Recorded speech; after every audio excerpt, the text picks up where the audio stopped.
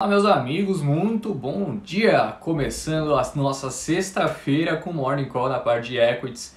Agora 8h50 alguma coisinha, vamos começar o dia falando sobre as principais novidades no campo corporativo, o que mais deve fazer preço. E daqui a pouquinho vamos dar uma bela de uma sextada também, né? Afinal, ninguém é de ferro. Como é gostoso, né? Acordar na sexta-feira. Pode estar com sono, mas pelo menos tem aquela motivação adicional, né? Você acorda com sono, mas pensa, putz, hoje é sexta, beleza, dá pra viver mais um dia e amanhã dormir tudo que for possível. Bom, beleza, pessoal, sejam todos muito bem-vindos, portanto, uma sexta-feira que tá, até o momento, tem tudo para ser, de fato, um dia positivo para os mercados, tá? Então, enquanto a galera vai entrando aí, eu vou comentando mais ou menos o que aconteceu ontem. Bom dia para você também, Aili! E já adianto que é um dia favorável ao redor do globo, pelo menos até o momento, tá? No Brasil pode acontecer qualquer coisa, mas pelo menos o noticiário, até o momento, de fato, é um noticiário positivo. Só subir aqui um pouquinho o celular. Aí. E, bom, vamos lá então, começar a falar um pouquinho sobre a sessão de ontem para depois a gente trazer esse noticiário positivo de hoje. Ontem, Bolsa subiu 1,5, né? Ganhou ali seus 1.686 pontos, mais ou menos, fechou em 103.750. O dia tinha começado fraco e teve uma reversão, né? Ali no comecinho da tarde, principalmente após o Campos Neto, presidente do Banco Central, Roberto Campos Neto, dizer que não vão buscar taxa natural de juros no curto prazo, né? Estados Unidos também melhorou a performance ao longo do dia, também contribuiu. Bom dia Solange, bom dia Sangari, vamos que vamos, sextinha, na cestinha todo mundo aguenta, né? Todo mundo quer trabalhar, todo mundo tem aquela disposição, porque sabe que amanhã é sábado, se não fosse sábado, Jesus. Mas, bom, voltando, né? A sessão estava positiva lá fora, né? Estava positiva, contribuiu também com essa reversão aqui. Então, esses dois fatores foram os principais, do meu ponto de vista, tá? Para ver o Ibovespa ganhando esses 1,5, mas sempre bom lembrar que um dia antes foi uma sessão muito fraca, né? Que deu aquela virada no fim do dia, lembra? Faltando ali uma hora, talvez, para fechar o pregão, quando era umas 4h20, deu uma bela de uma virada na bolsa. Então, assim, a gente tinha perdido um patamar importante, né, com alguns ruídos políticos principalmente, e tinha espaço para essa recuperação. Muito embora ainda não é uma semana positiva, né, uma semana onde a gente apresentou boas perdas no caso. Mas de toda forma, pelo menos ontem, 1.686 pontos que entraram para a conta. Quanto ao fluxo de investimentos, temos algumas notícias importantes. Primeira delas, né, que no dia 23 de março, quando foi dia 23 de março? Foi terça-feira dessa semana. Pessoas físicas ingressaram na Bolsa com 380 milhões, então voltaram, né? Um dia antes a gente tinha acompanhado um fluxo negativo, agora esse ganho, portanto, de 380, e gringo ingressando também com 250 milhões, tá? Então, um movimento interessante, uma somatória, né, no caso, onde fica bastante claro que institucional vendeu, gringo e pessoa física entrou, portanto, nessa data em questão. Pandemia e vacinas. Hoje eu vou ser um pouquinho mais breve aqui, mas temos algumas notícias super importantes. Primeira delas, ontem o país registrou um novo recorde de casos diários, né? Foram mais de 100 mil, foram 100.158. Esses números grandes, né, de pessoas eu gosto de mensurar de acordo com estádios de futebol. É assim que eu consigo entender o tamanho do negócio. Falar 100 mil, 200 mil pessoas, 300 mil. Se aparecessem na minha rua aqui 100 mil pessoas, eu não ia saber se tem 100 mil, se ia ter 30 mil, se tem 200 mil pessoas. Então eu mensuro através de estádios de futebol. Tá? Então 100 mil pessoas para mim. Grande abraço, pessoal do Terraço Econômico também, o Caio, que eu fiz uma live com ele há pouco tempo atrás. E farei outra, hein? No meu perfil ainda não avisei o pessoal, mas farei outra, vai ser bem legal. Bom, 100 mil pessoas, pessoal, é a mesma coisa que um Maracanã mais um Allianz Parque somados, né? Se você pegar o Maracanã e somar com o Allianz Parque, dá 100 mil pessoas. É o número de pessoas que foram contaminadas por Covid no Brasil em apenas um dia. Então isso demonstra, né, como o negócio é realmente maluco, é muita gente. mas pelo menos algumas notícias positivas começaram a vir devido, né, a esse avanço. Estamos vendo alguns trabalhos mais fortes sendo executados em Brasília, e ontem mesmo Paulo Guedes disse que nos próximos 60 dias estaremos vacinando 1 milhão de pessoas por dia. Isso também contribuiu para o bom humor, né, uma retomada que pode acontecer mais para frente em termos de vacinação. Pela manhã, hoje, tivemos o andamento de algumas notícias que começaram a sair ontem à noite, né, e algumas declarações super importantes, não sei se vocês já tiveram a oportunidade de ver logo cedo. Por aqui, o Dória confirmou que o Butantan vai produzir uma vacina, não é que vai produzir a vacina, né, chinesa, a Coronavac, não, vai ser uma vacina brasileira. A Butanvac é o nome dessa nova vacina contra o coronavírus, 100% nacional. O objetivo é ter 40 milhões de doses prontas até o fim de 2021, tá? E depois vai ter capacidade de produção de 100 milhões de doses por ano, ou seja, vai contribuir para a autossuficiência, né, nos próximos anos aqui do país. Super importante também, eles estão, se não me engano, agora iniciando a fase de testes, enviaram alguns documentos para a Anvisa, né, pelo que eu observei hoje pela manhã, mas de toda forma, mais uma notícia positiva quanto à vacinação aqui no país. Já nos Estados Unidos, obviamente que o cenário é muito mais positivo do que aqui. Lá eles tinham o objetivo de vacinar 100 milhões de pessoas em 100 dias, né? O Biden tinha dito. Mas a aceleração foi tão veloz, né, por lá, que agora o objetivo, né, o Biden fez igual a Dilma. Qual que era o que a Dilma dizia há pouco tempo atrás, né? Bom, a gente tem uma meta. Quando a gente atingir a meta, o que a gente faz com a meta? A gente dobra a meta. O Biden fez exatamente isso com as vacinas por lá.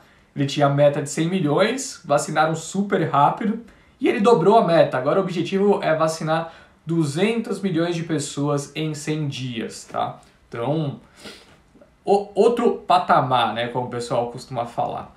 Bom, quanto à abertura, vamos trazer a conversa já para a Bolsa hoje. Temos uma abertura positiva, como eu já tinha adiantado, né, no comecinho da live, no mercado internacional, de fato. E por quê? Né? Quais são os principais pontos que contribuem para essa abertura positiva? Primeiro deles, a declaração de Jeremy Powell, que foi feita ontem, né, uma declaração realizada ontem, onde ele afirmou que instituições financeiras poderão voltar a realizar recompra de ações e elevar dividendos a partir do final de junho, desde que, é claro, mantenham níveis adequados de capital até lá. Então, isso era algo que há algum tempo atrás preocupava, né, o mercado. Bom, essa indisponibilidade criada, né, pelo Fed para que as instituições financeiras se mantivessem muito líquidas, né, e não distribuíssem tais capitais aos seus investidores, pressionava um pouquinho, tanto em termos de perspectiva, né, bom, se eles ainda estão impedindo, isso é sinal de que a situação econômica talvez não esteja tão favorável assim, mas também sobre a posição atual dos bancos, né, não podendo distribuir aos seus acionistas. Os bancos são referências quanto, né, a bons pagamentos de dividendos, enfim. Então isso continuou pressionando os bancos por algum tempo. Ontem a gente já viu as instituições financeiras fecharem a sessão com uma performance mais positiva e esse bom humor se mantém para a sessão dessa sexta-feira. Bom, nos futuros, Dow Jones e S&P em alta, né, nessa manhã, Nasdaq mais uma vez em detrimento, tendo uma performance mais negativa. A Adri Mello perguntando até quando Nasdaq e Bitcoin sofrerão, né?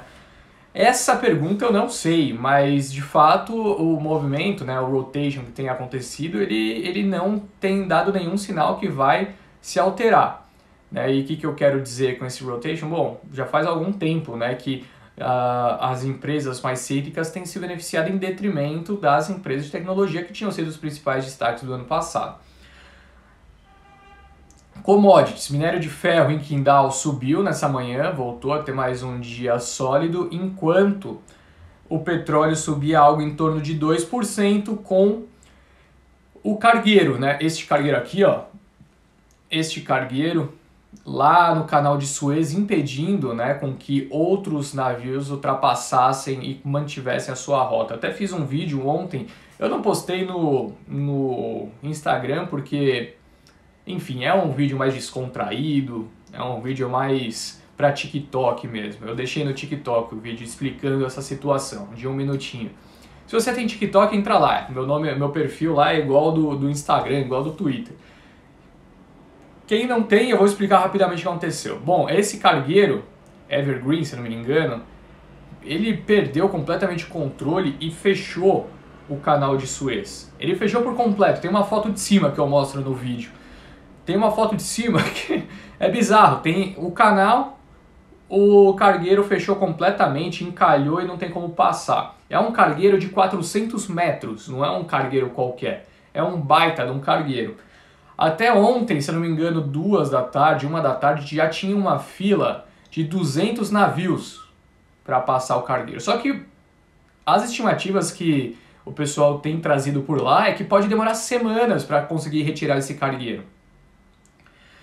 E qual que é o grande problema? Para quem não sabe, o canal de Suez fica no Egito e possibilita com que navios, né, consigam ir ali da Europa para a Ásia sem que seja necessário dar a volta ou contornando da África, né? Ou seja, um trajeto entre a Europa e a Índia fica mais ou menos 7.000 quilômetros mais curto pelo canal de Suez do que se tiver que fazer o caminho contornando a África. Só que não vai mudar tão cedo esse cenário. E, claro, assim, talvez para o petróleo isso seja positivo, né? Uma pressão de curto prazo, dificulta a oferta, né? Então a gente está acompanhando pela manhã o Brent subindo 2%. Mas, pessoal, é uma notícia péssima para o comércio global, tá? É péssima. Por inúmeros motivos, né? Você está impedindo que haja um fluxo de produtos muito grande, e esses produtos podem ser qualquer coisa, né?